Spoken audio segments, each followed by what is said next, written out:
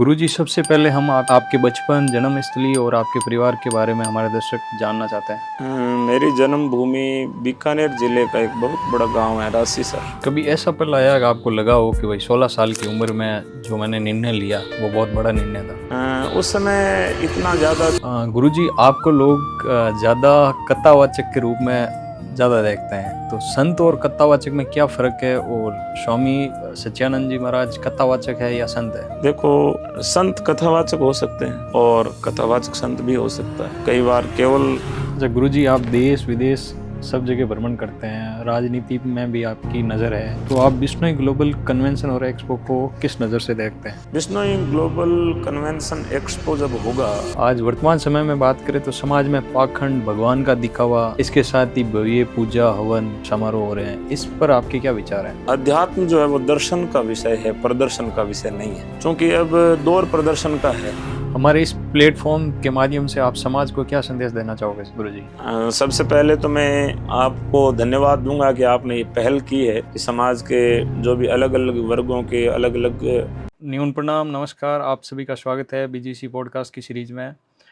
हम इस सीरीज में ऐसे व्यक्तित्व से रूबरू होते हैं जिनकी सोच, संघर्ष और जीवन समाज के लिए एक प्रेरणा बनती है।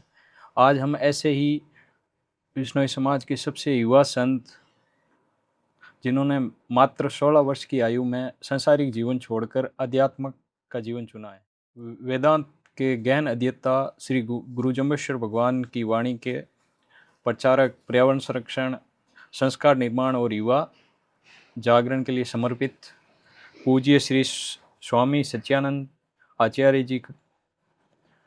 स्वामी जी, बीजीसी पॉडकास्ट में आपका हार्दिक स्वागत है। बहुत बहुत धन्यवाद। गुरुजी, सबसे पहले हम आपके बचपन, जन्मस्थली और आपके परिवार के बारे में हमारे दर्शक जानना चाहते हैं। मेरी जन्मभूमि बीकानेर ज़िले का एक बहुत बड़ा गांव है रासीसर, और राजस्थान के अंदर सबसे ज़्यादा टैक्स पे करने वाला गांव भी रासीसर है। वहाँ मेरा जन्म हुआ और सन 1992 मेरा जन्म साल है, और मेरा बचपन पूरा गांव में ही बीता है। मेरे पिताजी का नाम आदरणीय श्री मोहनलाल जी सियाग, माता जी श्रीमती शांति देवी, और वहाँ जन्म होने के बाद 10वीं तक मेरी पढ़ाई भी गांव में ही हुई है। और तदुपरांत मैंने संन्यास की दीक्षा लेने के बाद हरिद्वार में आगे की पढ़ाई की है। गुरुजी, आध्यात्म की ओर आने की प्रेरणा आपको कब और कैसे आई? देखो, अध्यात्म की ओर जाने की प्रेरणा तो माता से मिली है मुझे। मेरी माता जी जो है वो बड़ी भक्ति भाव से ओतप्रोत थी, और हमारे धर्मशास्त्रों में भी लिखा है और हमारे हिंदू मान्यता के अनुसार जो है पूर्व जन्म के भी प्रारब्ध कुछ होते हैं, और वो जन्म से ही दिखाई पड़ते हैं कि बच्चा किस लाइन को चुनेगा।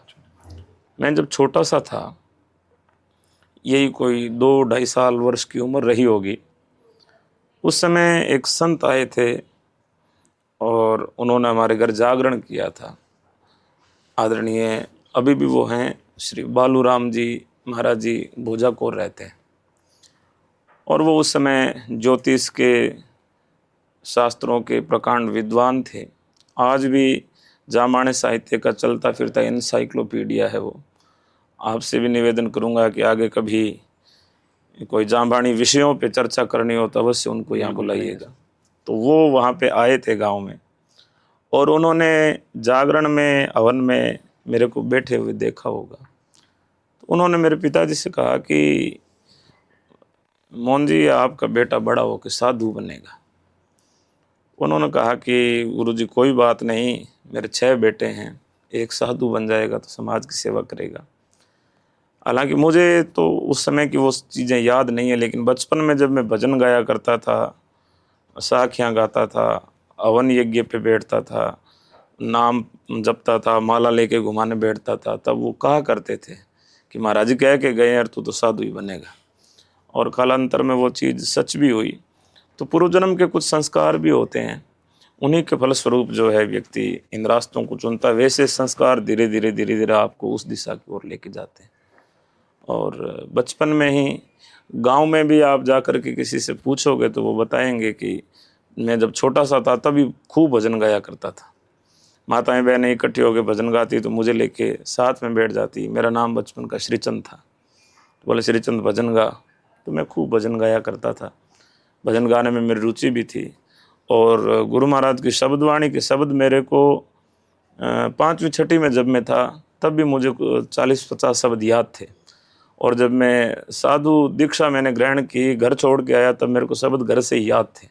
साखियाँ भी बहुत सारी याद थी और बाकी सारी चीज़ें मैंने यहाँ करके सीखी, बचपन में सीख गया था। तो आपने जो दीक्षा ग्रहण की उस वक्त आपकी उम्र क्या रही होगी? दीक्षा ग्रहण की उस समय 2006 में मैंने घर छोड़ दिया था। 10वीं पास हुई और 10वीं पास होते ही मैं घर छोड़ के आ गया था।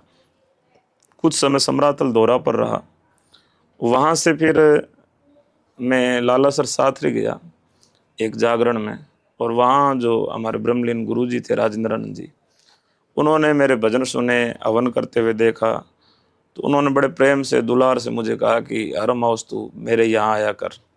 और धीरे धीरे उन्होंने अधिक स्नेह दिया, और स्नेह दिया तो मैं धीरे धीरे घर वाली चीज़ों को भूल गया और उनके स्नेह में वहाँ आने वाले भक्तों से अधिक मोह हो गया और वहीं रहने लगा। 2 साल तक मैं लालासर साथरी रहा। 14 से 16 साल हो गए। हाँ, और 2 साल तक मैं पीले कपड़ों में रहा। हमारे यहाँ जब साधु दीक्षा दी जाती है तब नियम है कि पहले ब्रह्मचारी का वेश दिया जाता है, पीले कपड़े। उसके बाद बालक का या घर छोड़ के जो आया हुआ है साधु या साधक, उसका मन लग जाता है कि ठीक है अब मैं बिना घर के परिवार के भी रह सकता हूँ, तब उसको भगवान दे करके फिर दीक्षित किया जाता है। तो पहले मेरे को पीले कपड़े दिए गए और 2008 में, जुलाई 2008 में पूज्य गुरु जी ने मुझे भगवान भेग दे करके दीक्षित कर दिया। और उसके बाद मैं हरिद्वार चला गया पढ़ने के लिए।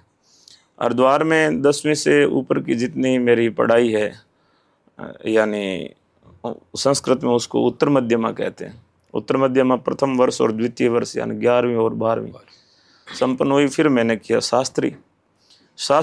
मैंने शांकर वेदांत से किया। संस्कृत में अलग अलग विषय होते हैं, उनमें जो शंकराचार्य का अद्वैत मत है उसके अंदर जो शास्त्री होती है उसको शांकर वेदांत कहते हैं। तो उसमें मैंने शास्त्री किया। शास्त्री के बाद आचार्य हुआ। आचार्य 2015 में कंप्लीट हो गई थी मेरी। तो सर ये आचार्य शास्त्री यूजी अपन डिग्री ले सकते हैं और पीजी हाँ, आपकी शास्त्री इक्वल टू बीए होती है, बीए मतलब और एमए के इक्वल जो आचार्य होती है। आचार्य होती आचार्य होने के बाद में मैं कथाएं वगैरह करना, समाज में जागरण, कथाएं, धर्म प्रचार, इस काम में लग गया। फिर मैंने 2019 में पीएचडी में वापस एडमिशन लिया था। हमारे आदरणीय जामान्य साहित्य के बड़े विद्वान थे डॉक्टर ब्रह्मानंद जी कुरुक्षेत्र के, और मेरे बहुत ही आदरणीय हैं श्री बाबू राम जी जो डॉक्टर साहब हैं अपने कुरुक्षेत्र के, और अब रोहतक में वो एचओडी है हिंदी विभाग में। उससे पहले बंसीलाल यूनिवर्सिटी में थे। उन्होंने बहुत अधिक आग्रह किया कि आप पीएचडी करो, और सच कहो तो उन्हीं के आग्रह की वजह से ही मैंने जो है रोहतक में पीएचडी में एडमिशन लिया था उस समय। और आजकल पीएचडी के लिए वो नियम लागू कर रखा है कि 6 महीने तक जो है आपका जो कोर्स वर्क होता है उस कोर्स वर्क में आपको कंटिन्यू जाना होता है। तब मैंने कहा मेरे पास में समय अभाव है और 6 महीने तक सारी चीज़ों को डिले करना पड़ेगा। उन्होंने कहा कि आप एक बार एडमिशन लो, सब ठीक होगा, कोई बात नहीं, समय निकलता रहेगा। फिर देवयोग ऐसा हुआ कि उस समय कोविड काल आ गया 2019 में, और 19 के लास्ट जाते जाते फिर जो है मैंने कोविड काल के दौरान हमारा कोर्स वर्क सारा ऑनलाइन ही हो गया, और फिर मैंने पीएचडी में एडमिशन ले लिया। पीएचडी का मेरा टॉपिक था वो था वेदांत के आलोक में जम्बुवाणी का अनुशीलन। फिर 2024 में पीएचडी मेरी कंप्लीट हुई, और फिर हरियाणा के मुख्यमंत्री नायब सिंह सैनी है, उन्होंने वो पीएचडी की डिग्री मुझे दी। तो ये मेरी शिक्षा का सफ़र रहा। कभी ऐसा पल आया कि आपको लगा हो कि भाई 16 साल की उम्र में जो मैंने निर्णय लिया वो बहुत बड़ा निर्णय था? उस समय इतना ज़्यादा जो है गुणा भाग करना आता नहीं था जीवन का। नियति जहाँ लेके जा रही थी उस नियति के प्रवाह में चल रहे थे, और चलते चलते नियति ने जहाँ ले जा कर के छोड़ा वहाँ चलते गए। दिमाग इतना उस समय काम नहीं कर रहा था कि कौन सा रास्ता ठीक है, कौन सा रास्ता गलत है, लेकिन एक मन में ललक थी कि साधु बनना है, धर्म ग्रंथों का अध्ययन करना है, धर्म ग्रंथों का प्रचार प्रसार करना है। मैं जब हरिद्वार पढ़ने के लिए गया था, तब हमारे जो संस्कृत के शिक्षक थे वो पूछते थे कि आप आगे जाके क्या करोगे। तो मैं यही कहता था कि मैं जम्बुवाणी का जो है प्रचार करूंगा। उन्होंने कहा ये जम्बुवाणी क्या होती है? मैंने कहा हमारे जाम्बा पुराण एक ग्रंथ है। उन्होंने कहा कि 18 पुराण तो सुने लेकिन ये जाम्बा पुराण सुना नहीं। मैंने कहा वही सबको सुनाना है। तब कहा कि उसके लिए फिर संस्कृत पढ़ना क्यों ज़रूरी है? क्योंकि संस्कृत जब हम पढ़ते हैं, दूसरे धर्म ग्रंथों का अध्ययन करते हैं, जो वैदिक ज्ञान का आलोक है, उसमें जब हम अवगाहन करते हैं तब इजीली समझ में आता है कि उस समय जो चीज़ें इतनी विस्तृत और इतनी क्लिष्ट चीज़ें लिखी हुई थी, गुरु महाराज ने उनको कितनी सहजता से, कितनी बोलचाल की भाषा में जो है सभी तक वितरित कर दिया, और घर बैठा किसान भी जो है उस गूढ़ ज्ञान को आत्मसात कर सकता है। स्वामी जी, संन्यास लेने के बाद सबसे कठिन त्याग क्या था? परिवार, दोस्त या अपनी इच्छाएं? देखो, साधु बनने के बाद सारी चीज़ों को एक बार से तो विराम लगा देना पड़ता है। हमारे बिश्नोई समाज में जो साधु परंपरा है वो उसमें कुछ नियम अलग है, और दूसरे जैसे वृद्ध हमारा सनातन धर्म है उसमें साधु संतों की परंपराओं में अलग अलग नियम कायदे कानून सबके लिए होते हैं। हमारे यहाँ साधु और समाज एक दूसरे के पूरक हैं। समाज के हर छोटे बड़े काम में समाज के साधु को याद किया जाता है। जैसे अब आप बीजीसी के तहत ये काउंसिल करवा रहे हैं तो उसमें भी आपने साधु संतों का सानिध्य लिया है। कहीं कोई सामाजिक पंचायती हो जाती है, सामाजिक व्यवस्था के अंदर कुछ दिक्कतें आती है, तब भी साधु संतों को याद किया जाता है। यहाँ तक कि जो हमारे चढ़ू है, पहाड़ है, संस्कार हैं, पुरोहित कर्म हैं, ये सन्यासी के लिए त्याज्य होता है, लेकिन फिर भी अपने बिश्नोई समाज के अंदर साधु संत भी जो है पुरोहित कर्म भी करते हैं, चढ़ू पहाड़ भी करते हैं, और कई क्षेत्रों में तो साधु संत जो है शादी विवाह भी करवाते हैं। तो अपने समाज में साधुओं के लिए कुछ मर्यादाएं अलग है कंपेरेटिव टू जो दूसरी अलग अलग परंपराएं हैं।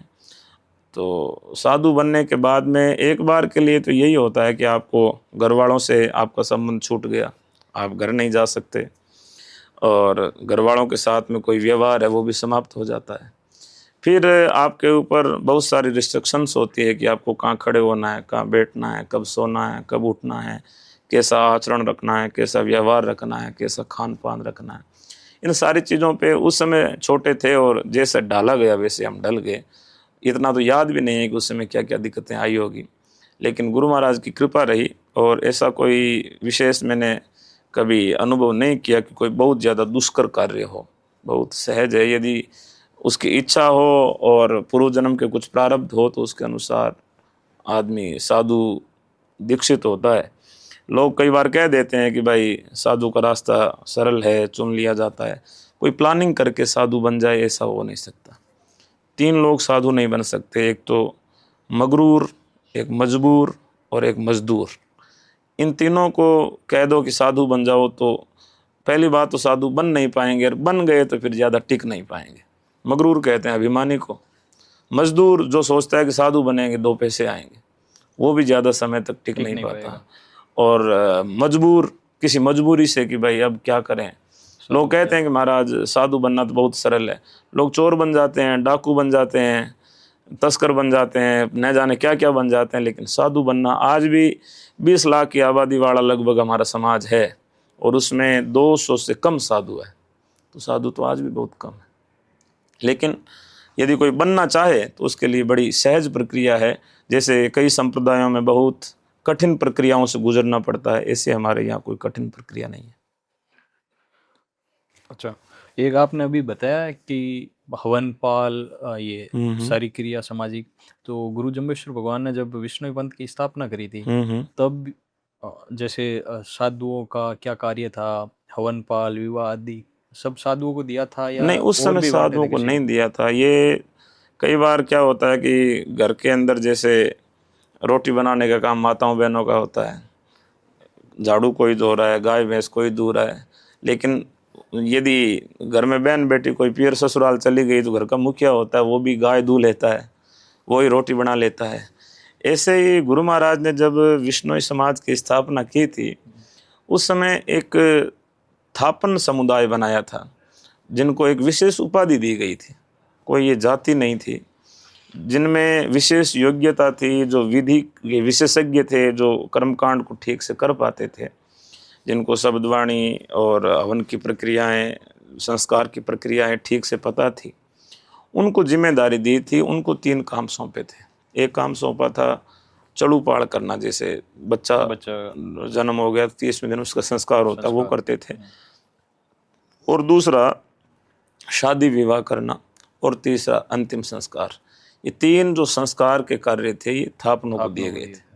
लेकिन कालांतर में हम व्यवहार में देखते हैं कि जो पुरोहित कर्म करने वाले लोग होते हैं, उनके प्रति लोगों की जो भावना होती है, वो आदर कम प्रकट करते हैं उनके प्रति। उनको कई बार ओछे शब्द से भी पुकार लेते हैं, और कई बार उनसे दूरियां भी रखते हैं कि इनके साथ में व्यवहार नहीं कर सकते क्योंकि ये अलग है। धीरे धीरे उनको ऐसा फील हुआ, और वो धीरे धीरे समाज की मुख्य धारा में रिश्ते, शादी विवाह होने लग गए। और होने के बाद उन्होंने अमूमन काम बंद कर दिया। अपने जोधपुर एरिया में पीछे सुखदेव जी थे थापन, यहाँ के अपने गुड़ा के ही थे। वो इधर के आसपास के गांव में संस्कार करवाया करते थे, वो चले गए। अब थापनों में तो नए के बराबर है जो संस्कार करते हैं कोई। और फिर जो है काम छूट गया तो उसको संभाला, कई जगह साधु संतों ने संभाला, कई जगह गायनाचार्यों ने संभाला, और आज भी जो है बदस्तूर वही जारी है सब जगह। जैसे जोधपुर एरिया में, मध्य प्रदेश एरिया में, इधर साधु संत विवाह के फेरे भी करवा देते हैं। सब जगह ऐसा नहीं है। कई जगह अलग अलग संस्कार अलग अलग क्षेत्रों में, जैसे कई गांव में साधु संत रहते हैं तो वो चड़ूपाड़ गांव के जितने होते हैं साधु संत ही करते हैं। मृतक का संस्कार भी साधु संत ही करते हैं। तो ये परिस्थिति जन्य चीज़ें आई है, उस समय तो ऐसा नहीं गुरु महाराज ने सौंपा था। गुरुजी, आपको लोग ज़्यादा कथावाचक के रूप में ज़्यादा देखते हैं, तो संत और कथावाचक में क्या फ़र्क है? और स्वामी सच्चिदानंद जी महाराज कथावाचक है या संत है? देखो, संत कथावाचक हो सकते हैं और कथावाचक संत भी हो सकता है। कई बार केवल कोई संतत्व का जीवन ही जी रहा है। वैसे धर्म प्रचार करना साधु संतों का काम था शुरू से ही। और कथाएं जो इतने आज बड़े स्तर पे बड़े रूप में हो रही है, ये आज से 150 साल पहले तक इतने बड़े रूप नहीं थे, इतने माइक नहीं होते थे, इतनी ज़्यादा जो है एम्पलीफाई करके आवाज़ आप हज़ारों लोगों को एक साथ नहीं सुना पाते थे। तो उस समय बहुत सीमित रूप में होती थी। धीरे धीरे कालांतर में समय के साथ में परिवर्तन आया इनमें भी, जहाँ एक एक वक्ता को सुनने के लिए हज़ारों लाखों की भीड़ उमड़ने लगती।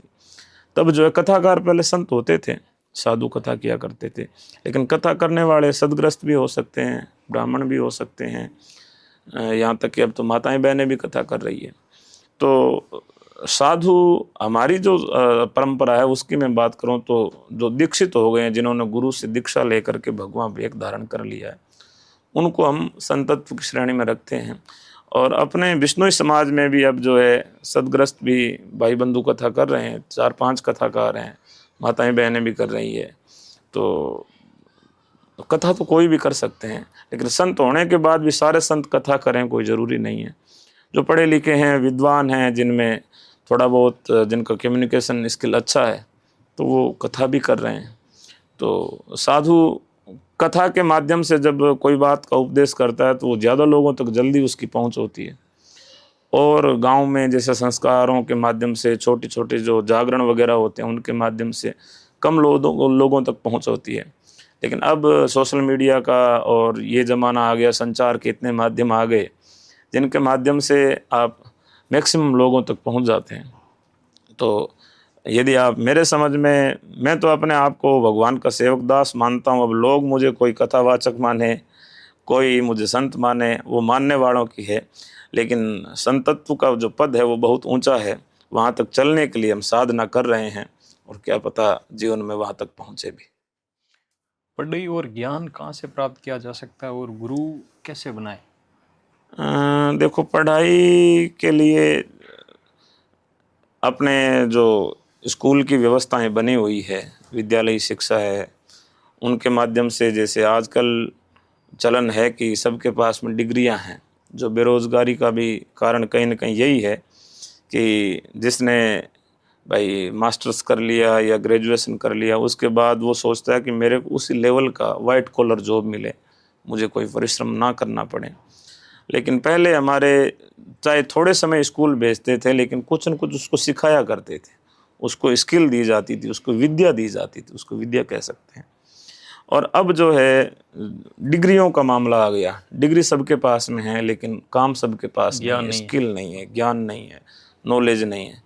तो जो ज्ञान है, नॉलेज है और जो स्कूली डिग्री है, कहीं न कहीं कई बार उनमें गैप भी आ जाता है। बहुत सारे लोग, डिग्रियाँ तो सब कुछ होती है, लेकिन उनके पास में नॉलेज नहीं होता है। तो नॉलेज गुरुओं के पास में बैठ कर के हमारी परंपरा रही है। गुरुकुलों में जब पढ़ाया जाता था, तब गुरु जो आदेश देते थे, उस आज्ञा को मानना होता था।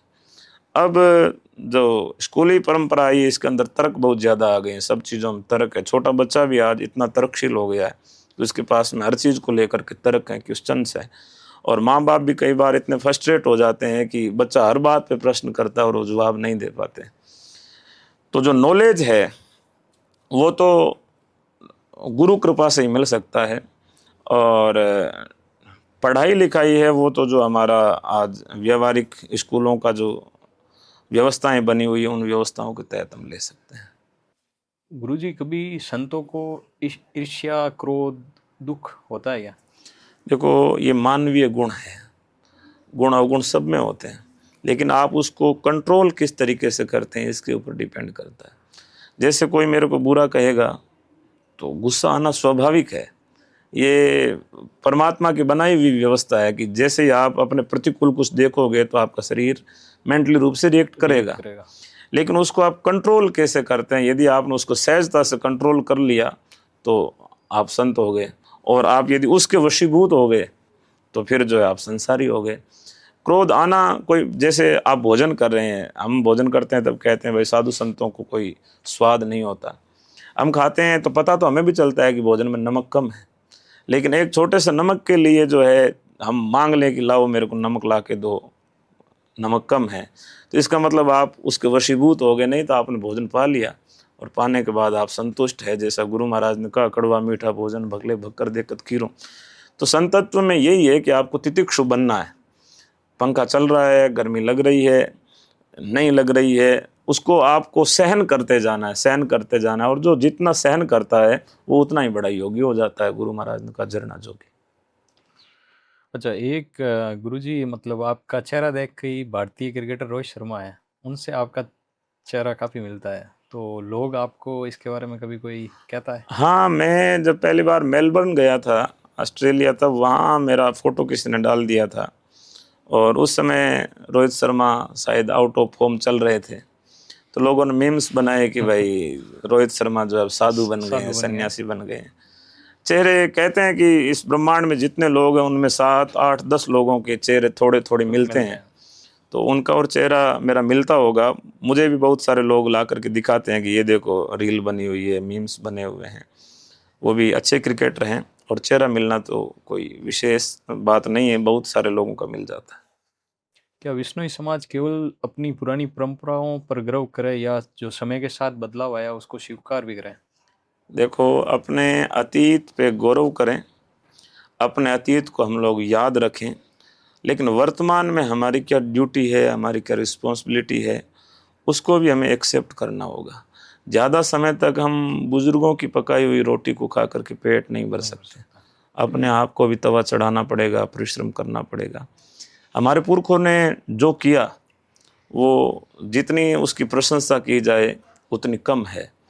आज पूरा विश्व भी इस बात को लेकर अचंभित है कि उस समय उन लोगों ने जो है कितनी सहजता के साथ में, प्रकृति के साथ में सहअस्तित्व की भावना लेकर के जीव जंतुओं की रक्षा की, पेड़ों की रक्षा की, पानी को कैसे बचाया जाना है, जल, जंगल, ज़मीन, जीव, इन सब की सुरक्षा कैसे करनी है, ये हमारे पुरखों ने किया। लेकिन वर्तमान में हम सभी को इस बात की रिस्पॉन्सिबिलिटी समझनी होगी कि हम उन पुरखों के वंशज है, और आज हम अपने स्तर पे क्या कर सकते हैं, मैं अपनी पहचान कैसे बना सकता हूँ, और मेरी पहचान से समाज का जो कैरेक्टर है, सामाजिक जो एक हमारा छवि बनी हुई है उसको कहीं इफेक्ट तो नहीं पड़ रहा है, इस बात का भी विचार करना ज़्यादा ज़रूरी है। अच्छा, अभी वर्तमान समय में अगर जम्बेश्वर भगवान हमारे बीच होते हैं तो समाज को वो क्या संदेश देते हैं? देखो, गुरु महाराज आज हमारे बीच में चाहे भौतिक रूप से नहीं है, लेकिन उन्होंने तो कहा है कि रूप अरूप रमू ब्रह्म पिंडे ब्रह्मंडे घट घट अघट रहायो, और जहाँ चिन्ह होता सोई। उन्होंने कहा जहाँ मुझे खोजोगे मैं तो वहीं पे हूँ। आज भी यदि कोई उनको आत्मसात करना चाहता है तो वो हाजिर हजूर है ही। लेकिन यदि आज के परिदृश्य में वो आते तो अवश्य ही हमारा सौभाग्य होता कि हम इन चरम चक्षुओं से भी उनका दर्शन कर पाते उनके। और आज के विश्व को तो उनके दर्शन की बहुत ज़्यादा आवश्यकता है। जिस प्रकार से आज समाज के बच्चे हो या कोई दूसरे, क्योंकि उन्होंने तो कोई एक समाज विशेष की बात नहीं की। उनके संबोधन में, उनके उपदेशों में सब जगह प्राणी आया है। विष्णु विष्णु तो भणरे प्राणी, वाद विवाद फिटाकर प्राणी। उन्होंने प्राणी कह करके संबोधन किया है, कहीं विष्णु ही कह करके संबोधन नहीं किया है। तो आज यदि आते तो विश्व के अंदर जो समस्याएं हैं, चाहे वो मेंटली है, चाहे फिजिकली है, चाहे एनवायरनमेंट की है, चाहे दूसरी हैं, चाहे आपसी रिलेशंस को लेकर के हैं, चाहे सोशल समस्याएं हैं, इन सारी समस्याओं का वो जो समसामयिक समाधान है वो अवश्य ही देते हैं। अच्छा, एक ये क्वेश्चन आया मेरे मन में, जब विष्णु ही बनाए थे गुरु महाराज ने, तो उन्होंने ये नहीं कहा कि भाई आप नए नहीं बना सकते हो। आज कई लोगों के मन में ये विचार है और क्वेश्चन भी है कि नए विष्णु ही नहीं बन रहे हैं। इसके लिए समाज के जो बौद्धिक वर्ग है, वरिष्ठ चिंतक लोग हैं, उनको बैठ करके समसामयिक चिंतन करना चाहिए। और चिंतन करके इसके लिए यदि ऐसा होता है तो अच्छी बात है। कोई यदि इच्छुक है विष्णु बनने का तो उसको बनाया जाए। लेकिन अभी तक समाज में ऐसी कोई व्यवस्था नहीं है कि जिस व्यवस्था के तहत किसी को विष्णु बना दिया जाए। हालांकि विलोजी महाराज ने परंपरा आगे बढ़ाई थी, उन्होंने बहुत से लोगों को विष्णु बनाया, लेकिन आज भी वो अपने आप को सुथार विष्णु लिखते हैं। उनके संबंध जो है अपने सुथारों में आपस में होते हैं। और बहुत से लोग अन्य भी विष्णु बने थे बाद में, लेकिन ये परंपरा ज़्यादा समय तक स्थायी हो नहीं पाई। इसका कोई एक डॉक्यूमेंटाइजेशन नहीं हुआ, प्रारूप नहीं, फॉर्मेट किस नहीं। प्रक्रिया के तहत जो है इसको बनाया जाए। और वर्तमान में अब संचार के इतने माध्यम हो गए, लोगों के सबके अलग अलग मत हैं, तो समाज की जो शीर्ष संस्थाएं हैं, चाहे साधु संत हैं, चाहे महासभा है, चाहे दूसरी संस्थाएं हैं, उनको आपस में चिंतन और मंथन करके समय के साथ में जो चीज़ें परिवर्तन हो रहे हैं, उन परिवर्तन को स्वीकार करते हुए हम और बेटर कैसे कर सकते हैं, इसके बारे में भी चिंतन लगातार होते रहना चाहिए। और यदि होता है और सब लोग सर्वसहमति से इस बात को स्वीकार्यता देते हैं और इसका कोई फॉर्मेट बना देते हैं तो अच्छी बात होगी। वापस अपन सोसाइटी पे आते हैं, तो क्या विष्णु समाज संस्कारों से दूर हो रहा है वर्तमान समय में? वर्तमान समय में केवल विष्णु समाज ही नहीं, कमोबेश हर समाज की यही समस्या है। और इसको काल का प्रभाव भी आप कह सकते हैं, बाहरी परिवेश का प्रभाव भी कह सकते हैं। जो जमी जमाई व्यवस्थाएं थी या जो अनादिकाल से जो चीज़ें आ रही थी, वर्तमान का युग बहुत फास्ट हो गया है। पहले जो परिवर्तन एक सदी में होता था वो परिवर्तन अब दशक में हो जाता है, और कई बार तो साल भर में इतना चेंजेज हो जाता है कि जिसको आप समझ नहीं पाते हैं। हमारी पीढ़ी में हमने कितने परिवर्तन देख लिए और अब भी कितने परिवर्तन देख रहे हैं। पहले तो परिवर्तन 100 सालों में एक आध परिवर्तन होता था, तब व्यवस्थाएं इजीली चलती थी। अब जो है जनरेशन देखो कितनी जल्दी जल्दी बदल रही है। अब जो है पीछे जेन जी चल रही थी, उसके बाद एल्फा आ गई, बीटा चल रही है, अब गामा आने वाली है। बहुत जल्दी जल्दी जनरेशन बदल रही है, पीढ़ियाँ बदल रही है। तो इस बदलते हुए परिवेश में सारी चीज़ें ही बदली है, आचार विचार, भाषा, रहन सहन, संस्कार। और संस्कार कोई भाई बोतल का पानी तो है नहीं कि बाज़ार में मिल रहा है और ये पी लिया तो वो संस्कारी है। संस्कार सतत प्रक्रिया जो आपके घर में दोहराई जाती है उसी से ही बनते हैं। आप यहाँ पानी की कोई एक बोतल डालोगे तो वो पानी गिरता गिरता जो है वहाँ चला जाएगा। एक बार वो अपना रास्ता खुद बनाएगा, लेकिन दूसरी बार वो पानी सूख जाएगा, लेकिन उस पानी का निशान यहाँ पे रहेगा। दोबारा पानी डालोगे तो 90% चांस रहेगा कि जहाँ पहले गया वहीं से जाएगा। तीसरी बार डालोगे, 10 बार यदि आपने पानी गिरा दिया तो फिर वो पानी का एक ट्रैक बन जाता है। ऐसे ही घरों में जो बार बार चीज़ें दोहराई जाती है, चाहे वो भाषिक स्तर पे हो, चाहे आचरण के स्तर पे हो, वो सारे जो हमारे बुजुर्ग हैं, बड़े हैं, वो दोहराते हैं। उनको देख देख करके ही बच्चे जो है या तो टेलीविज़न में देख रहे हैं या स्क्रीन में देख रहे हैं, देख करके ही तो वो सारी चीज़ें आ रही हैं। और ये मैं एक दिन एक घर में गया था, 2-3 साल पहले की बात है। एक छोटा सा बच्चा था, उसको लेके आए कि गुरुजी के सामने प्रणाम करो। तो उसने ऐसे प्रणाम कर दिया, तो माँ बोली कि झुक के प्रणाम कर। तो बच्चे ने जो तुरंत एक जो फिल्म का डायलॉग था, उसने कहा झुकेगा नहीं। मतलब बच्चे के अंदर वो संस्कार सिनेमा से ही तो आए हैं। डिस्प्ले में उसने कहीं ना कहीं जो देखा देखा है और उसके अंदर संस्कार आ गया। अब उसे ये नहीं पता कि कहाँ नहीं झुकना या क्यों झुकना है या कहने वाले ने डायलॉग किन परिस्थितियों में कहा है, लेकिन बच्चे ने वो कंसीव कर ली चीज़ें। ऐसे ही जो है घर के अंदर संस्कार निरंतर जो है, कहीं वो सोशल मीडिया पे किसी को देख रहा है, टीवी पे देख रहा है, और जाने अनजाने में वो उसका आइडल बन जाता है। और आइडल बनने के बाद में फिर वो उसको फॉलो करने लगता है। उसके फिर आदतों में जो चीज़ें आ गई, फिर उनको निकालना बड़ा मुश्किल हो जाता है। आपको समाज की सबसे बड़ी ताकत और सबसे बड़ी कमजोरी क्या लगती है? बिश्नोई समाज की सबसे बड़ी ताकत यही है कि बिश्नोई जहाँ भी रहता है वो बड़ा स्वाभिमानी होता है। कोई भी रिस्क है उसको उठाने से बिश्नोई पीछे नहीं हटता। मतलब अपने आप की जान की परवाह किए बिना, अपने आप के करियर की परवाह किए बिना रिस्क तुरंत उठा लेता है। और कई बार वो रिस्क गलत वे में भी उसको लेके चली जाती है। लेकिन ये जो अंदर एक हौसला है, साहस है, ये कहीं ना कहीं हमारे पुरखों की वजह से आया है। और आज भी बिश्नोई का जो तेज होता है वो दूसरों अलग से होता है अलग सबसे। होता है, अनूठा होता है। खान पान आज भी हमारा बहुत अच्छा है। और जो बौद्धिक क्षमता है वो भी कहीं न कहीं हमारे समाज के बच्चों की दूसरों के तुलना में बहुत ज़्यादा अधिक है। तो समाज के अंदर बहुत सारी अच्छी चीज़ें भी है, लेकिन जो ताकत है, एनर्जी है और उनकी जो प्रतिभा है, उसको सही ट्रैक और वे देने की ज़रूरत है। और उसके लिए अब समाज की बहुत सी संस्थाएँ, बहुत से रिटायर्ड लोग प्रयास कर रहे हैं और आने वाले समय में ये चीज़ें भी सुधरेगी। और गलतियाँ और कमियाँ की यदि बात करें तो अपनी कमी स्वयं को दिखाई नहीं देती है, कई बार दूसरा व्यक्ति दिखाता है। हमारे बॉडी का स्ट्रक्चर भी ऐसा ही है कि हमारे चेहरे के ऊपर भी यदि कुछ लगा है तो हमें स्वयं को दिखाई नहीं देता है। तो समाज की अच्छाइयाँ ही हमें लगभग दिखाई दे रही है, लेकिन बुराइयों की यदि दृष्टिपात करें तो सबसे बड़ी बुराई नशा है। और नशा जाने अनजाने में जिस प्रकार से समाज में फैला है, उसको रोकथाम के लिए भी बड़े प्रभावी उपाय किए जा रहे हैं। और जैसे पहले की कुरीतियाँ थी, बाल विवाह वगैरह, वो तो सारी बंद हो गई। अब नशा, सामाजिक संगठन और आपस में जो सामाजिक ताना बाना है, इसको यदि दुरुस्त कर लिया जाए, और वर्तमान में रिश्तों को लेकर के भी बहुत सारी चीज़ें, समस्याएं सामने आ रही है कि 2-2, 3-3 बच्चों की माताएं दूसरा विवाह कर रही है, बाप जो है अपने बेटी की उम्र की कन्याओं के साथ में विवाह कर रहे हैं। ये भी एक कुरीति इसी युग में आई है, पिछले 10-20 वर्षों में आई है, पहले नहीं थे। तो इनके बारे में गंभीर चिंतन मंथन करने की ज़रूरत है। और कानूनी दायरे में रह कर के ही हमें कुछ करना पड़ेगा, क्यों कानून से बाहर जा कर के तो हम कर नहीं सकते। जो खाप की पंचायतें थीं, जिनसे यहाँ तक की डिसीजन दे दिए जाते थे कि मृत्युदंड तक दिया जाता था, आज वो भी सारी समाप्त होने के कगार पे हैं। तो हमें बहुत सहज तरीके से जो समय का प्रवाह है, इसके साथ में आगे बढ़ते हुए समाज को और बेटर कैसे बना सकते हैं, इसके ऊपर निरंतर चिंतन और संवाद की ज़रूरत है।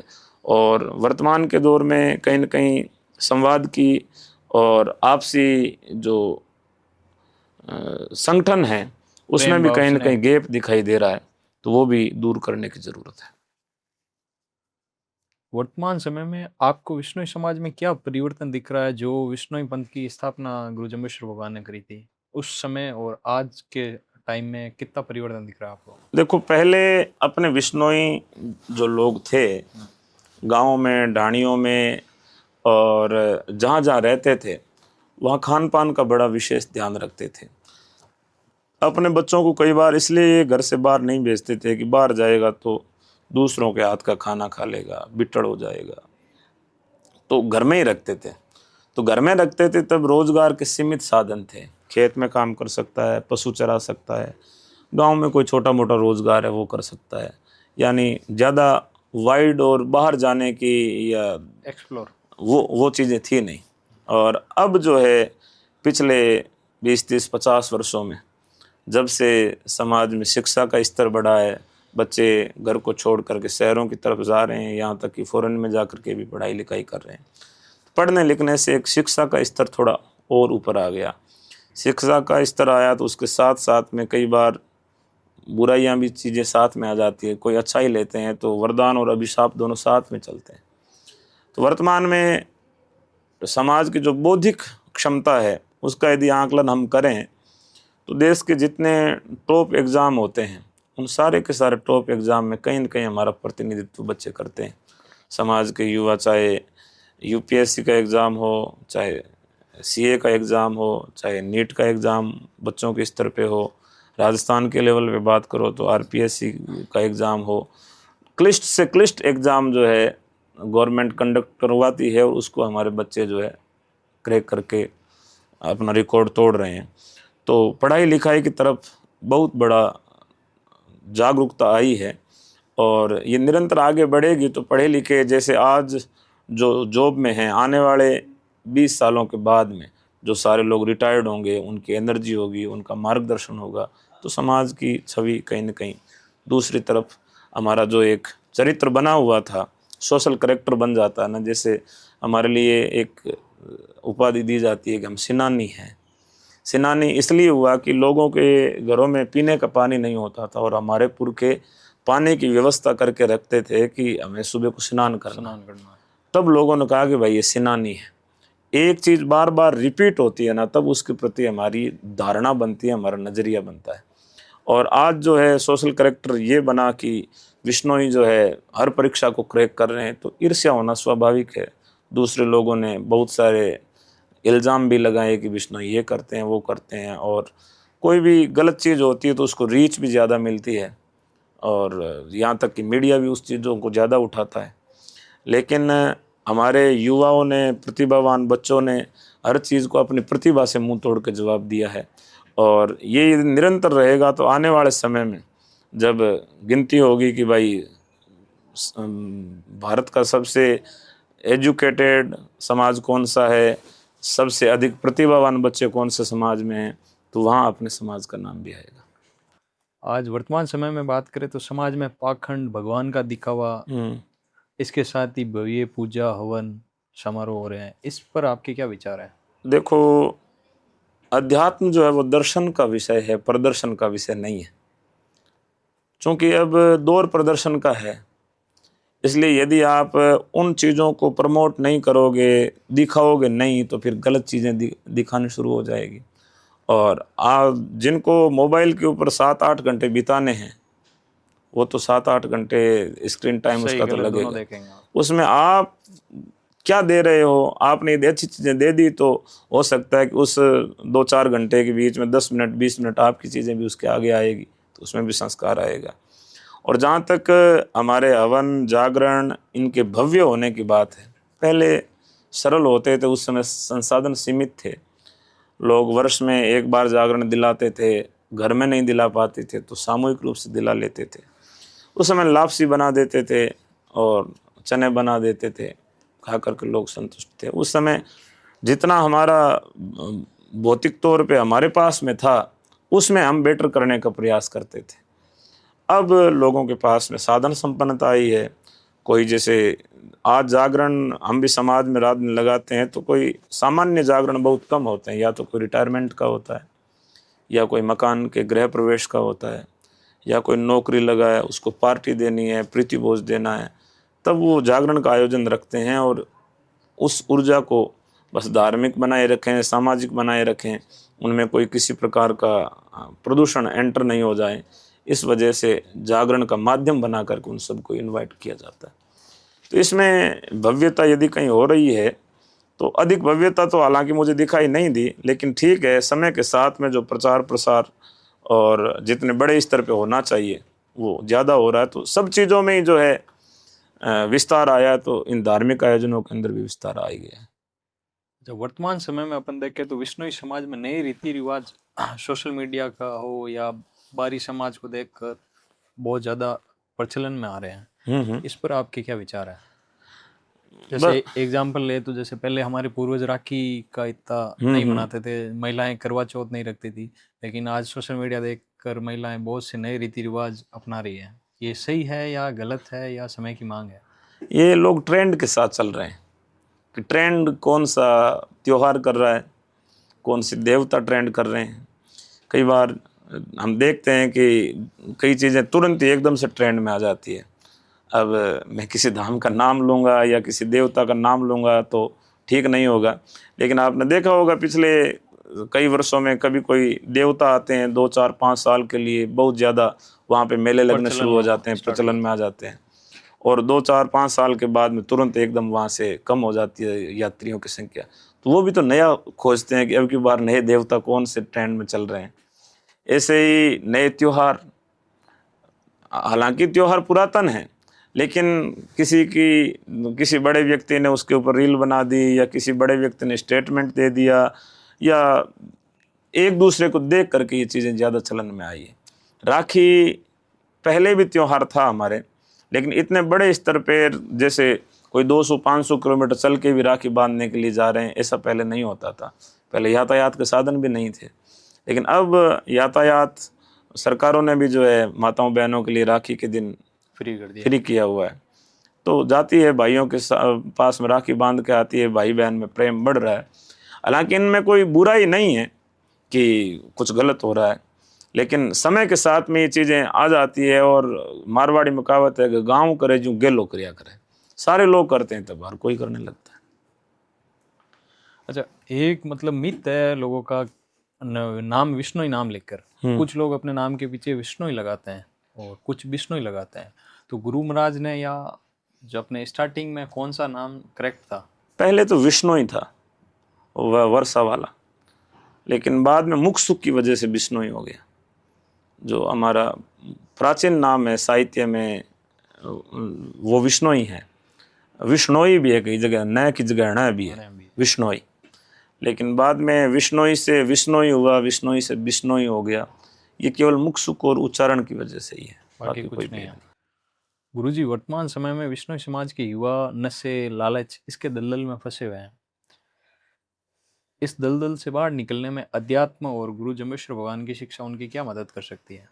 देखो, मैं जिन घरों में जाता हूँ और जिन घरों में बच्चे बचपन से ही हवन यज्ञ पे बैठते हैं, संध्या वंदन करते हैं, धर्म कर्म से जुड़े हुए हैं, वो बच्चे कहीं ना कहीं नशों से बचे हुए हैं। उनके आचरण में, व्यवहार में सारी चीज़ें उसी के अनुरूप है। और जो बच्चा धर्म से जुड़ गया, इसका मतलब है कि आपके अंदर जो देवीय ऊर्जा है, जिसको आप पॉजिटिव एनर्जी कह सकते हो, वो आपकी जागृत है। हर व्यक्ति के अंदर दोनों ऊर्जाएं हैं, पॉजिटिव भी है, नेगेटिव भी है। गीता में भी ये बात कही गई है, शब्दवाणी में भी यही बात कही गई है। गीता में उन्हें देवीय संपदा और आसुरी संपदा कहा है, और गुरु महाराज ने उनको सुमता कुमता कहा है।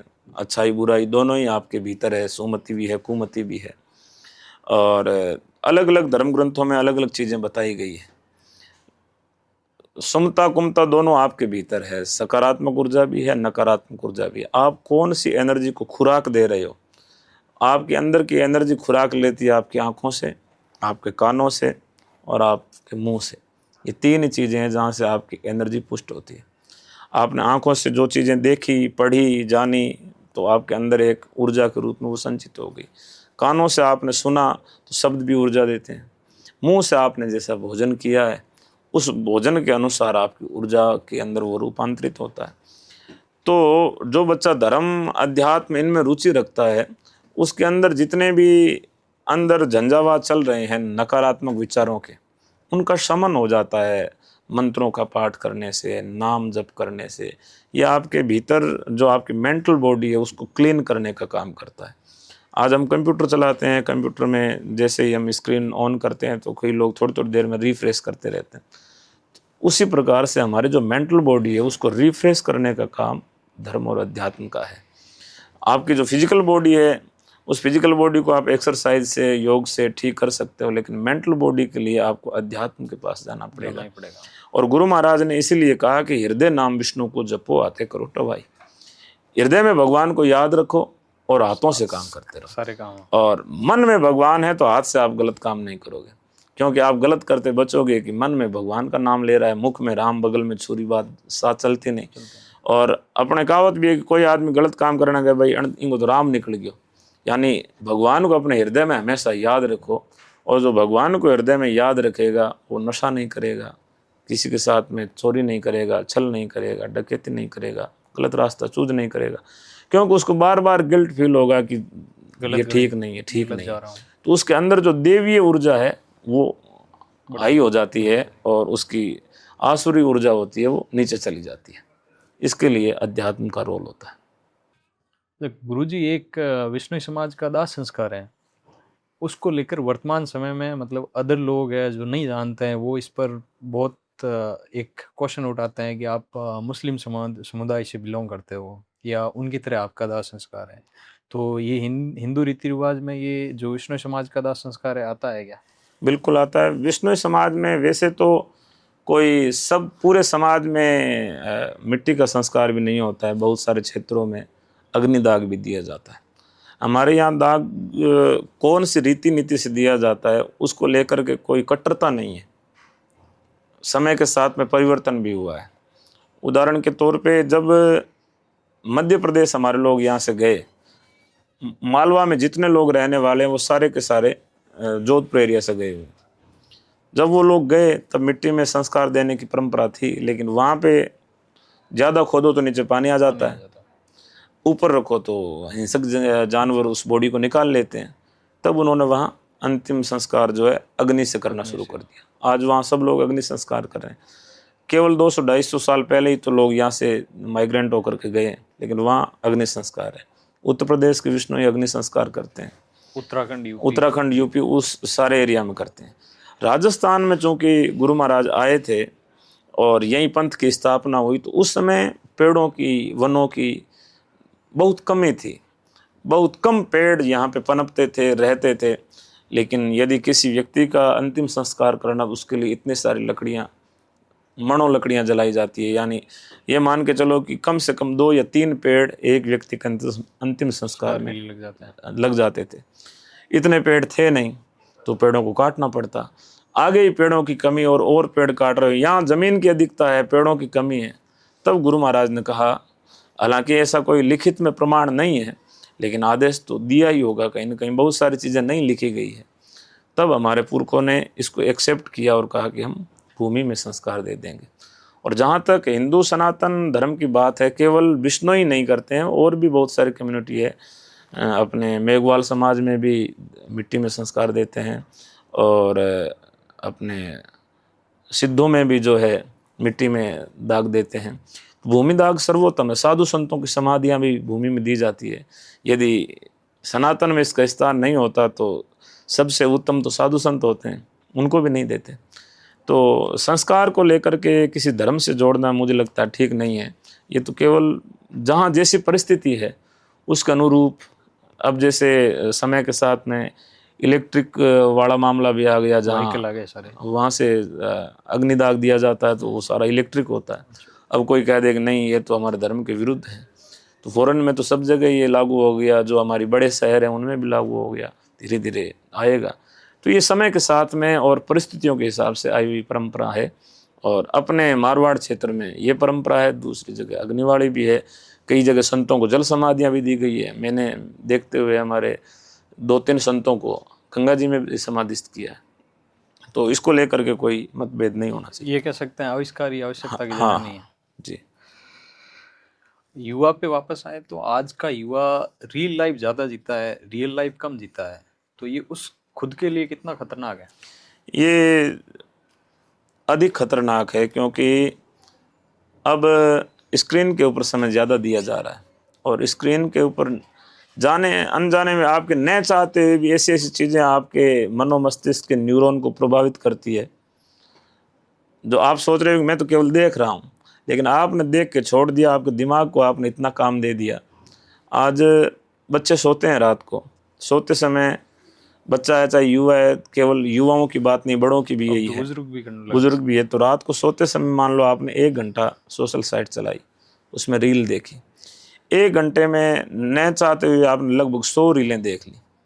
100 रील में इतना टाइप का कंटेंट है, कोई समाज का है, कोई चुटकुले का आ गया, कोई टेक्नोलॉजी का आ गया, कोई किसी का आ गया, कोई एक्टर का आ गया, कोई किसी, तो वो सारा आपने दिमाग को काम दे दिया। आपकी आंखें थक गई, आपने मोबाइल बंद कर दिया, सो गए, या नेट खत्म हो गया, बंद करके सो गए। लेकिन आप सोए हैं, आपका सिर नहीं सोया है। सिर नहीं सोया तो आपकी जो नींद की क्वालिटी है वो ठीक नहीं रही। आप 8 घंटे सोए, 7 घंटे सोए, लेकिन फिर भी दिन भर आप मतलब ऐसे उठ जाएं। फील करते हैं कि जैसे उबासी आ रही है, शरीर में ताकत नहीं है। ताकत इसलिए नहीं है कि आपका दिमाग तो पूरी रात भर चल रहा था, आपने जो दिमाग को काम दिया वो दिमाग उस पर, मोबाइल में जैसे बैकग्राउंड ऐप चल रहे हैं ऐसे ही आपका दिमाग तो काम कर रहा था पूरी रात पर। आप को जो गहरी नींद आपको 2 से 3 घंटे की आनी चाहिए थी, वो तो आपकी 10 से 15-20 मिनट आई है। तब आपकी बॉडी हिल नहीं होती है, और उसी की वजह से चाहे डिप्रेशन है, चाहे एंजाइटी है, चाहे तनाव है, चाहे जितनी मानसिक बीमारियां हैं, और मन जिसका ठीक नहीं, धीरे धीरे तन रोगी हो जाता है। इसलिए गुरु महाराज ने कहा कि सहज सोवण पोह का जागरण जेमन रही बात थीरो। यदि मन को ठीक रखना है तो समय से सो, समय से उठो। तो हम रील देख रहे हैं, देख देख करके उस रील की वजह से हमारे जीवन में, आचरण में वो सारी चीज़ें आ रही है।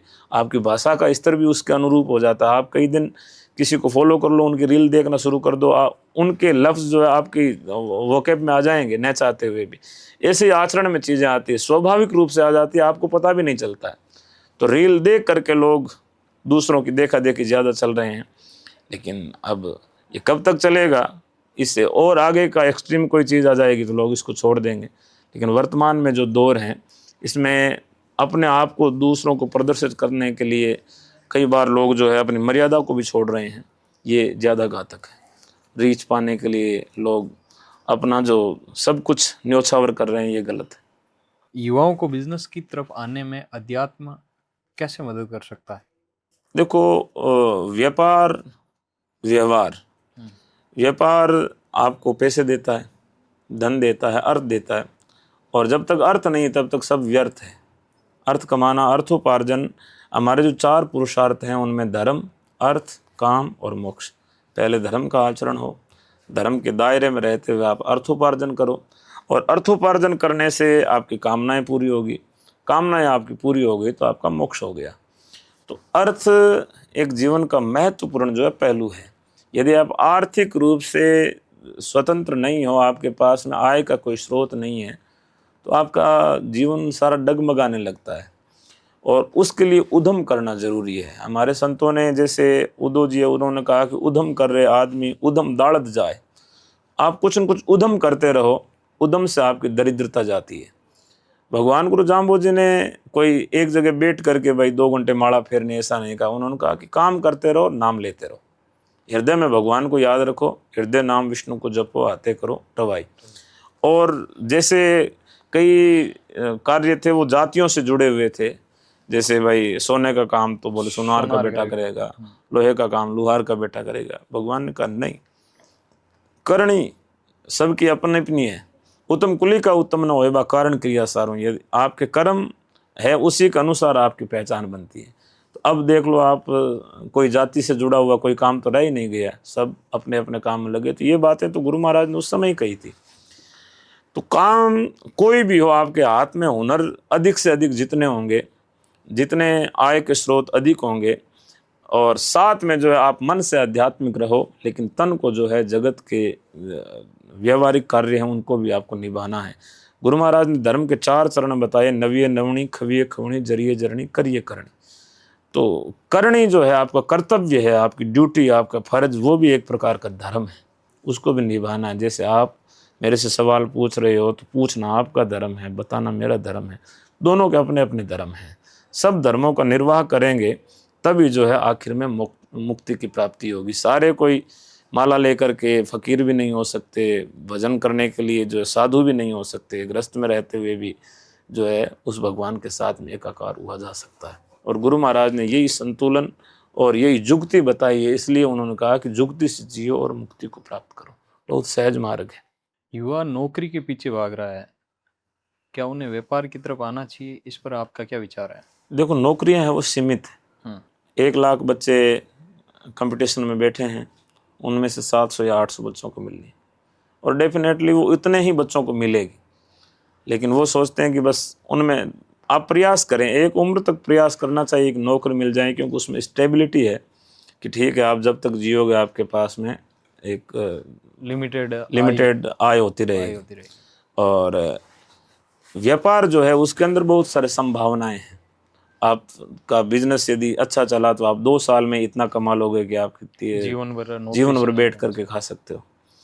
लेकिन जिन बच्चों का पढ़ाई लिखाई का स्कोर अच्छा है और जिनकी एज है जैसे अंडर 30 है, तो उनको प्रयास करना भी चाहिए कि जिनकी इच्छा है कि नौकरी लग जाए, क्योंकि नौकरी करने के लिए आपको कुछ भी इन्वेस्ट करने की ज़रूरत नहीं, केवल आपको ध्यान देने की ज़रूरत, धन देने की ज़रूरत नहीं।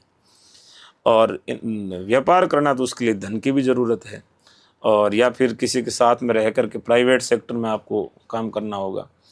तो यदि आपके पास में धन अधिक नहीं है और आपका ध्यान ठीक है तो फिर फोकस करके आप नौकरी करो, और यदि धन थोड़ा बहुत आपके पास इन्वेस्ट करने के लिए है और थोड़ी बुद्धि है तो उसको अच्छे से यूटिलाइज करके आज हर सेक्टर के अंदर जो है संभावनाएं छुपी हुई है। जिसके अंदर थोड़ा बहुत टैलेंट है, थोड़ी बहुत प्रतिभा है और थोड़ा काम करने का तरीका अच्छा है, व्यवहार अच्छा है, तो किसी भी क्षेत्र के अंदर जो है जितना नौकरी से कमाया जा रहा है उतना कमाया जा सकता है। लेकिन नौकरी से बेहतर व्यापार है, मेरा तो यही मानना है। और मैं धन्यवाद दूंगा आपकी टीम को, रमेश जी बाबड़ को और इनको सबको, जिन्होंने समाज को बिजनेस से जोड़ने के लिए छोटे छोटे व्यवसायी है उनको एक प्लेटफॉर्म पे ला करके एक दूसरे का नॉलेज ट्रांसफ़र होगा, वहाँ लोग देखेंगे कि ये बेटर है तो मैं भी उधर मूव कर जाऊँ, अधिक लोगों को जोड़ पाएंगे, तो समाज के व्यापार की तरफ बढ़ते हुए कदम जो है अपने आप में ये खुशी की बात है। आज का युद्ध है तो गुरुजी बहुत एनर्जी बहुत है लेकिन डायरेक्शन नहीं है। उन्हें डायरेक्शन देने के लिए परिवार, गुरु और समाज की, इन तीनों की क्या भूमिका होनी चाहिए? देखो, बच्चा जो है जैसे वो किशोरावस्था से युवा अवस्था में प्रवेश करता है, उस समय ये ह्यूमन साइकोलॉजी है कि वो बच्चा फिर उसके ऐसी बातों में इंटरेस्ट हो जाता है कि वो माँ बाप के साथ कर नहीं सकता, तो वो दोस्तों के साथ में बैठता है। इसमें मुख्य भूमिका होती है फ्रेंड सर्किल की। बच्चों को आप गाइड नहीं कर सकते, ज़्यादा गाइड करना भी उनके लिए एक प्रकार से दबाना भी ज़्यादा अच्छा नहीं होता। तो मेरा तो यही निवेदन है माता पिता से कि भाई आप अपने बच्चों की बस जो उनका सर्किल है, फ्रेंड सर्किल है, चाहे वो मोबाइल से किसके साथ में अटैच्ड रहता है और स्कूल जाता है, कॉलेज जाता है, किन के साथ आता है, उठता बैठता है, बस इतनी नज़र रख लोगे। यदि अच्छे बच्चों की सोसाइटी बन गई, मान लो 5 बच्चे पढ़ने लिखने वाले और उनका ग्रुप बन गया, तो 5 सुधर जाएंगे। उन 5 के अंदर छठा एक यदि कोई बदमाश आ गया तो फिर वो उन 5 का मामला ख़राब कर देगा। तो उनकी जो मित्र मंडली है उसके ऊपर नज़र रखने की ज़रूरत है। और 18 वर्ष से पहले के जो बच्चे हैं, हम जब संस्कार शिविर लगाते हैं तब बच्चे पूछते हैं कि हमारे लिए धर्म क्या है। तब मैं अक्सर कहता हूँ कि आपके लिए धर्म यही है कि जो चीज़ आपको माँ बाप से छुपानी पड़े वो सब आपके लिए अधर्म है, और जो बात माँ बाप को बता के माँ बाप को भी खुशी हो, आपको भी खुशी हो, वो सारी आपके लिए धर्म है। तो इस उम्र के अंदर बच्चे क्या है कि शरारत सूझती है। स्कूल में जो बच्चे जिनकी पढ़ाई लिखाई में रुचि कम होती है, उनके साथ में बैठना उठना, थोड़ा जो है एंजॉय करना, या जिसको आप कह सकते हो कि उनके अंदर ये भावना होती है कि हम कुछ न कुछ अलग करें। लेकिन जिन बच्चों के ऊपर माता पिता की निगरानी रहती है, स्कूलों के अंदर ध्यान रखा जाता है, उसके बाद केवल मित्र मंडली जो होती है वही बहुत बड़ी भूमिका निभाती है कि वहाँ से बच्चा क्या बन करके आगे निकलेगा। तो अपने मित्र मंडली के ऊपर भी नज़र रखने की ज़रूरत है।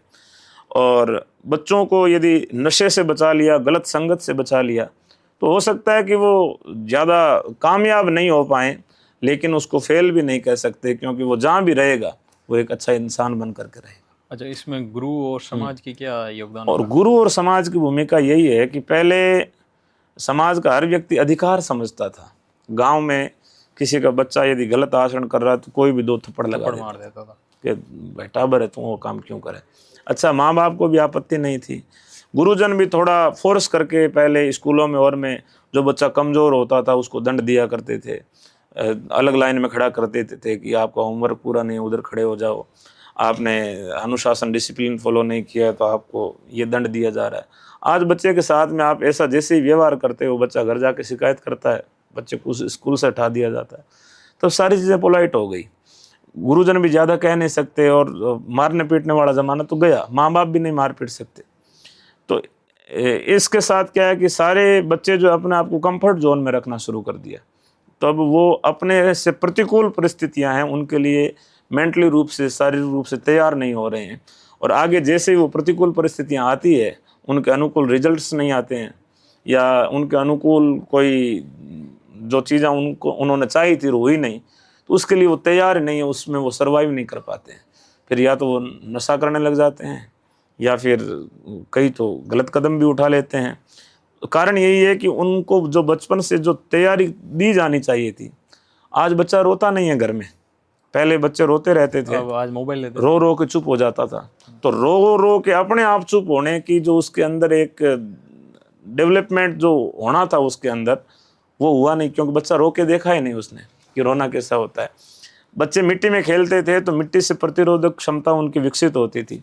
अब बच्चे को मिट्टी से एलर्जी हो रही है, क्योंकि मिट्टी के संपर्क में वो आया ही नहीं। तो जिन चीज़ों का सामना उसने बचपन में करना था वो कर नहीं पाया। आज बच्चा लॉलीपॉप मांगता है, उसको आइसक्रीम ला के दे दी जाती है, उसकी डिमांड से अधिक उसको ऑफर कर दिया जाता है। तब वो सोचता है कि जीवन तो बहुत इजी है, बहुत सरल है, और वो विपरीत और कठिन परिस्थितियों के लिए तैयार नहीं हो पाता है। तो समाज को, परिवार को चाहिए कि बच्चे को थोड़ा अभाव के साथ में रहने की आदत भी डालनी चाहिए, कि चीज़ नहीं है और उसके बाद भी अपने मन को कैसे शांत रखना है, अपने आप को कैसे शांत रखना है, और वो नहीं रख पा रहे हैं। यही वजह है कि आज बच्चे जो है, फिर उनको बड़े होकर के कोई टोक दो तो बच्चे सहन नहीं कर पाते, सहनशीलता बहुत कम हो गई। गुरुजी, आज समाज में देखें तो एक युवा है इंटरकास्ट मैरिज की तरफ जा रहा है, इस पर आप इन युवाओं को क्या संदेश देना चाहोगे? देखो, वैसे विवाह व्यक्ति का व्यक्तिगत निर्णय होता है, उसको अपने हिसाब से जीवन साथी चुनने का अधिकार है, उसका फंडामेंटल राइट भी है, और संविधान ने भी उसको अधिकार दिया है। लेकिन जो हमारी जातिगत व्यवस्थाएं हैं, सामाजिक व्यवस्थाएं हैं, उनमें कहीं न कहीं अपने समाज में जो जातियों की व्यवस्था की हुई है, हिंदू समाज में है चाहे दूसरे समाज में है, वो इसीलिए ये है कि जो वैवाहिक संबंध है वो अपने रोटी और बेटी का व्यवहार अपने समाज में किया करते थे। लेकिन अब जैसे जैसे पूरी दुनिया जो है एक विलेज के रूप में कन्वर्ट हो रही है, तब ये मामले आना भी स्वाभाविक है, और समय के साथ में ये चीज़ें आ ही जाती है।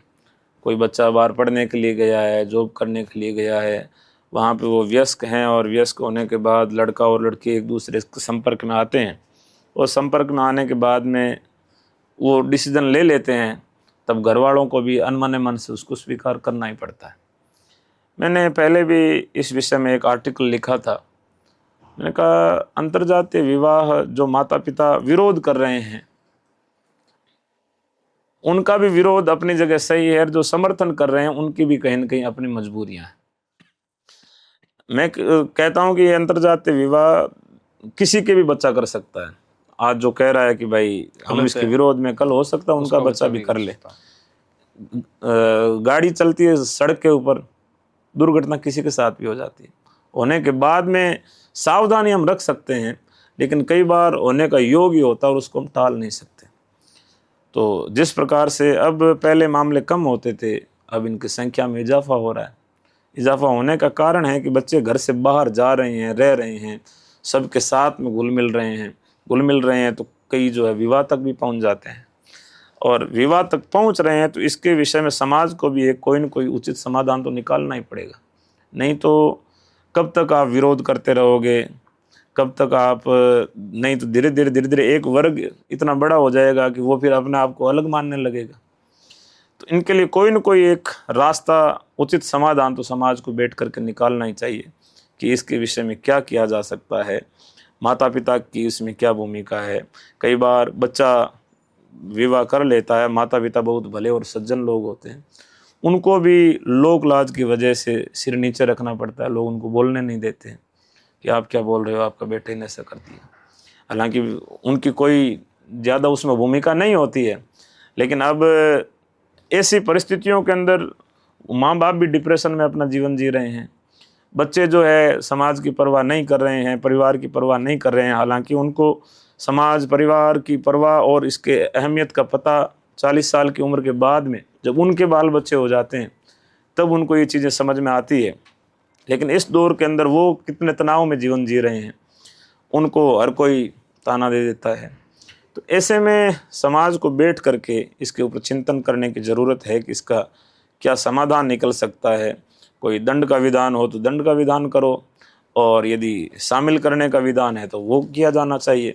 जैसा समाज के सब लोग मिल करके करें वैसा ठीक होगा। इसके ऊपर चर्चा और चिंतन करने की ज़रूरत है। केवल जो है उसका दुष्प्रचार करने से या उस पर कटाक्ष करने से या उसके ऊपर व्यंग्य कर देने से बात संभलने वाली नहीं है। अच्छा, व्यापार के विषय पे आए तो महेश्वरी समाज, जैन समाज, विष्णु समाज से बहुत कम संख्या में है। फिर भी वो आज भारत में देखे तो हर जगह और हर बड़ा बिजनेस उनमें उनका है, मिल जाएंगे। तो हमारा समाज इसमें बहुत पीछे रह गया है। तो उसको आगे लाने के लिए क्या कदम उठाए जा सकते हैं? देखो, महेश्वरी समाज, जैन समाज, इनमें व्यापार के संस्कार है। छोटा बच्चा है ना, वही बिजनेस माइंड हो जाता है। आज विष्णु का बेटा बचपन से उसमें संस्कार क्या है? जीवों को बचाना है, पेड़ों को बचाना है। कहीं भी जीव और पेड़ की बात आती है तो बिना विचार के तुरंत भागता है, क्योंकि इसमें संस्कार आ गए। ऐसे उन समाजों की पिछली 10 से 15 पुश्तें इस काम को कर रही है। छोटा बच्चा तुरंत जो है उस काम को सीख जाता है। दुकान में पिताजी के साथ जाता है, प्रतिष्ठान में पिताजी के साथ जाता है, तो उसमें वो संस्कार पड़ जाते हैं। जो गाने बजाने वाले घराने होते हैं उनमें छोटे बच्चे होते हैं, वो रोते हैं तो ईश्वर में रोते हैं, क्योंकि उनमें वो संस्कार आ गए। ऐसे ही अपने समाज में अभी तक बिजनेस का संस्कार नहीं है, और आज पहली पीढ़ी है जो बिजनेस में, या कईयों की दूसरी पीढ़ी है। ज़्यादा पुराने बिजनेसमैन अपने समाज में नहीं मिलेंगे। लेकिन अब इस दिशा में कदम रखा है, तो जब 2-3 पीढ़ियां बदल जाएगी तब हमारे में व्यापार वाले संस्कार आएंगे, और व्यापार वाले संस्कार आएंगे तो उस समय व्यापार के साथ में बुद्धि की ज़रूरत होती है, और बुद्धिमान विष्णु ही जन्म से ही होता है। तो आपस इनका जैसे ही आपसी तालमेल होगा तो आने वाले समय में तस्वीर बदल जाएगी। जैसे गुरु जम्बेश्वर भगवान ने 29 नियम दिए थे, उन नियमों का पालन करके एक बिजनेसमैन कैसे मतलब अपने बिजनेस में तरक्की कर सकता है? देखो, गुरु महाराज के नियम एक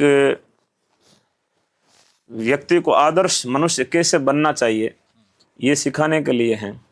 आप व्यापार कर रहे हो, यदि आप झूठ बोल के कर रहे हो ज़्यादा समय नहीं चलेगा, सच जरूरी है। आपके अंदर दया भावना रहेगी तो आप किसी के साथ में, ठीक है बिजनेस है, बिजनेस के अंदर एक प्रतिशत होता है मुनाफा कमाने का, उतना आप कमा पाएंगे, किसी का शोषण नहीं कर पाएंगे। तो इस व्यवहार के साथ में आप व्यापार करोगे तो आपका व्यापार लंबा चलेगा, स्थायी रहेगा, टिकाऊ रहेगा, और लोगों के अंदर जो है आपके प्रति एक विश्वास बिल्ड होगा। और जब विश्वास बिल्ड हो जाएगा तो विश्वास से याद, किसी भी कंपनी के प्रति आपका विश्वास है, आप बिना विचारे ही आपने माइक खरीदा है तो इस कंपनी के बारे में आपका विश्वास पहले ही मन में बना हुआ था, तो आप बिना विचारे ले आए। और क्यों बना विश्वास की? ऐसे ऐसे माइक जो है पहले ऑलरेडी बाजार में बहुत सारे चल रहे हैं और आपने धारणा बना ली। ऐसे ही जो हमारी विष्णुइयों का एक व्यवहार था पहले कि भाई विष्णु ने गवाही दे दी तो उसको दोबारा क्रॉस वेरीफाई करने की ज़रूरत नहीं है, क्योंकि विष्णु झूठ नहीं बोलता है ना। ये हमारे पुरखों ने पेट बनाई, धारणा बनाई, करेक्टर बनाया, अपना करेक्टर बनाया, तो वो गवाही देने के लिए चले गए। विष्णु ही गवाही देने के लिए आया, मामला जेन्युइन है, और तुरंत जो है उसके ऊपर डिसीजन आ जाता था। आज कहीं ना कहीं बच्चों ने गलतियां की हो, दूसरों ने, बड़ों ने गलतियां की हो, कई मामलात में अपने समाज के लोगों के नाम आए तब कई बार संदेह की स्थिति हो जाती है। और ये अपना जो चरित्र आज समाज की धारणा दूसरे लोगों के मन में जो समाज के प्रति बनी है, उसमें कहीं ना कहीं समाज का हर व्यक्ति एक गलती करता है। तो ये समझो कि 20 लाख बट्टा 1 आप हो, 20 लाख बट्टा 1 मैं हूँ। मैं गलती करूँगा तो उसका इम्पैक्ट पूरे समाज के ऊपर पड़ेगा। मैंने एक जापानी कहानी सुनी थी कि एक जापानी व्यक्ति ट्रेन में यात्रा कर रहा था। उसको एक कोई विदेशी मिला, उसने कहा कि भाई एक लड़का जो हमेशा आता था वो आज आया नहीं। उसने कहा कौन? उसने कहा कि उसके साथ में कोई एक, जैसे वहाँ एक शहर से दूसरे शहर जाने के लिए ट्रेनें होती है, एक एक घंटे में 200 200 300 किलोमीटर चली जाती। तो वो उसमें यात्रा कर रहे थे, किसी एक जापानी ने कोई उधार मांगे पैसे कि भाई उसको येन उधार चाहिए थे। उसके मन में था कि भाई जापानी उधार लेता तो वापस लौटाता है, उसने दे दिए। लेकिन योग ऐसा बना कि अगले 3 दिन तक वो लड़का आया नहीं आया। तो उसने आसपास में ट्रेवल करने वाले लोगों से पूछा कि भाई वो आजकल आ क्यों नहीं रहा। कोई एक बुजुर्ग था, उससे पूछा। बुजुर्ग ने कहा कि तू उसके बारे में पूछ क्यों रहा है? तब उसने कहा कि मैंने तो जापानी समझ करके पैसे उधार दे दिए थे कि वापस लौटा देगा, लेकिन अब पता चला कि जापानी भी चोर होते हैं, भाग जाते हैं। तब उसने अपनी जेब से पैसे लौटाए, बोले कितने येन थे? कि इतने येन थे, लौटा दिए। और जापानी को गलत नहीं बोलेगा। अब उसने पैसे लेने के बाद पूछा कि वो आपके कोई रिश्ते में है क्या? बोले नहीं, रिश्ते में वो नहीं है, लेकिन आपने पूरे जापानियों के करेक्टर के ऊपर सवाल उठ गया ना उस एक की वजह से। हो सकता है उसकी परिस्थितियां क्या रही हो, और हो सकता है उसने गलती कर भी दी हो, या उसके कोई आरी बीमारी हो सकती है, कोई और इमरजेंसी कारण हो सकता है जिस वजह से वो नहीं आया हो। लेकिन अब आप कितने लोगों के सामने जाओगे, कहोगे कि जापानी ऐसे करते हैं ऐसे करते हैं। तो मैं ये नहीं चाहता कि मेरे देश के बारे में, उसके करेक्टर के ऊपर कोई भी क्वेश्चन मार्क लगे। ये जिम्मेदारी जब हर व्यक्ति बिश्नोई समझेगा कि मैं गलत करूँगा तो पूरे समाज के ऊपर लांछन लगेगा, मैं गलत करूँगा तो उसका प्रभाव आपके घर वालों पे भी आएगा, समाज वालों पे भी आएगा, गांव वालों पे भी आएगा। पहले परिवार के ऊपर दोष आता है, परिवार से फिर गोत्र पे आता है, गांव पे भी आता है, समाज पे भी आता है, सब पे उसका इम्पेक्ट पड़ता है। ये जिम्मेदारी जब हर व्यक्ति समझेगा तब अपने आप समाज की छवि सुधर जाएगी और एक विश्वास वो बिल्ड हो जाएगा। आज विश्नोई समाज में उद्योग, स्टार्टअप, व्यापार के लिए इन कौशल विकास को सबको केंद्रित करके एक पहल की जा रही है। तो इस पहल को आप समाज के भविष्य के लिए कितना महत्वपूर्ण मानते हैं? देखो, इस पहल से संबंधित मेरी रमेश जी से कई बार चर्चा हुई। जब इसके बारे में विचार विमर्श कर रहे थे उस समय भी मेरी चर्चा हुई थी, और हम लालासर में युवा सम्मेलन करवाते हैं उस समय भी मेरी कई युवाओं से चर्चा हुई। मैंने कहा ऐसे समाज के जितने बिजनेसमैन हैं उनको एक प्लेटफॉर्म पर लाने के लिए कुछ न कुछ प्रयास किया जाना चाहिए। और मैं धन्यवाद दूंगा रमेश जी को और इनकी पूरी टीम को, जिन्होंने ये बीड़ा उठाया है और पूरे समाज के जो उद्यमी हैं, प्रगतिशील उद्यमी हैं या स्थापित उद्यमी हैं, उद्योगपति है, उनको सबको एक प्लेटफॉर्म पे ला करके जो जानकारियाँ हैं उनका आदान प्रदान करना, एक दूसरे की जो कलाएं हैं, स्किल्स है, काम है, काम करने के तरीके हैं, उनसे समाज में एक नई चेतना का संचार होगा। बिजनेस की तरफ जो है रुझान लोगों का बढ़ेगा। आज नौकरियों के लिए प्रतिस्पर्धा है, लेकिन 30 साल के बाद जब ओवर एज हो जाते हैं तो उन बच्चों को किस प्रकार से उनके अंदर, क्योंकि जिस बच्चे ने यूपीएससी की 5 साल तैयारी की है तो वो कलेक्टर लगा नहीं है, बाकी नॉलेज तो उसको वो सारा है। तो उसके उस नॉलेज को किस प्रकार से हम बिजनेस में काम ले सकते हैं, उसको कैसे यूटिलाइज कर सकते हैं, इसके लिए मील का पत्थर साबित होगा। एक बार जब ये कार्यक्रम होगा तो उसके बाद समाज को इसकी अहमियत पता चलेगी, फिर धीरे धीरे जो है अपने आप इसकी मांग बढ़ जाएगी। अब पहला कार्यक्रम करवाना, थोड़ा लोगों को जोड़ पाना परिश्रम वाला काम है, बाद में तो लोग अपने आप जुड़ेंगे। हर कोई ये कहेगा कि हमारे बच्चे के लिए भी कोई बिजनेस है, उसके संबंध में आप मार्गदर्शन करो।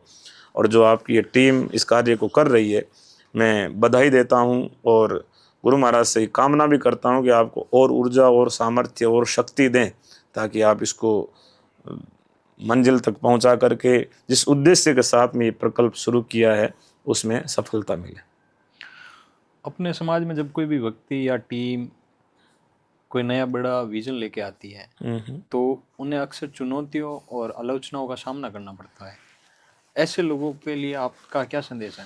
देखो, ये तो कोई आज की बात नहीं है, ये तो अनादिकाल से चीज़ें चली आ रही है। जब समुद्र मंथन किया गया था, अमृत निकालने के लिए किया था, रत्न निकालने के लिए किया था, देवता और दानवों दोनों को साथ में लगा करके किया। लेकिन जब मंथन हुआ और पहली चीज़ निकल के आई, वो जहर निकल के आई। विष तो पहली चीज़ है निकलेगी, जो बहुत इजीली निकल जाती है। अमृत तो लास्ट में जाकर के निकलता है। ऐसे ही कोई भी शुभ काम करोगे, चाहे आप अपने घर में ही कुछ अलग करोगे, तो घर वालों का विरोध का सामना करना करना ही पड़ेगा। पड़ेगा। गांव में अलग करोगे तो गांव के लोग विरोध करेंगे। समाज में करोगे तो समाज में भी जो इस चीज़ को समझने वाले हैं वो आपके साथ रहेंगे, और जिनको आपके नाम से ईर्ष्या हो सकती है, सब जगह आपका नाम लिया जा रहा है, उससे भी ईर्ष्या हो सकती है, तो वो लोग तो विरोध करेंगे। वो बने ही इसलिए हैं। इसलिए लेग पुलिंग अनादिकाल से चली आ रही है, अब भी चल रही है, लेकिन उन संघर्षों का सामना करते हुए जो निरंतर आगे बढ़ता है वो स्थापित होता है, और उसी को दुनिया याद करती है, मान देती है, आदर देती है, सर आंखों पे बिठाती है। तो जो लोग गलत बात कर रहे हैं उनकी संख्या बहुत कम है, लेकिन जो सहयोग कर रहे हैं, समर्थन दे रहे हैं, उनकी संख्या बहुत ज़्यादा है। और अच्छा काम करते रहना चाहिए।